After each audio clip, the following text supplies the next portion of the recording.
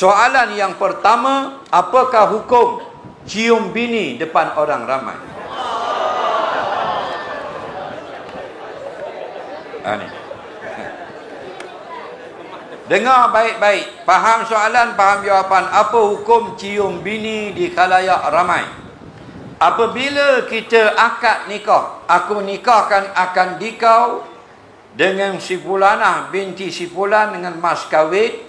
Nah, RM500 tunai. Dia pun jawab, aku terimalah akan nikahnya dengan mas kahwin yang tersebut itu. Sahlah nikah. Maka banyak benda yang haram menjadi halal. Faham lagi? Sebelum akad nikah haram, lepas akad nikah halal. Banyak. Antaranya melihat dan menyentuh. Faham lagi?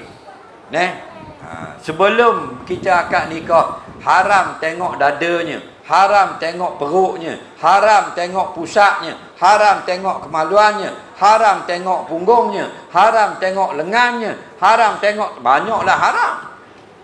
Haram pegang dahinya, haram pegang hidungnya, haram pegang lutut, banyaklah haram. Bila jawab nikah, halal. Tetapi ingat, bukan semuanya halal. Banyak yang sudah halal, ada beberapa perkara masih haram. Antara yang haram ialah bersyahwah dengan isteri di khalayak ramai. Sebab tu tak boleh berpeluk cium dengan isteri yang halal di khalayak ramai. Kerana dia menggugurkan maruah. Siapa yang buat begitu, gugur muruah. Maksudnya dia gugur maruah, jatuh maruah. Nah, padahal halal. Nak tiung bini, nak tiung tekak, nak tiung hidung, nak tiung mulut, nak isap mata boleh. Lagi biar cabut mata. Faham? Tapi di belakang orang, yang dibolehkan ialah isteri mencium tangan suami, berpimpin tangan begini, atau mencium dahi suami ketika suami nak pergi bekerja atau musafir. Lebih daripada itu dilarang syarak. Faham? Jadi kalau sampai bercium-cium, hukumnya haram. Tak boleh.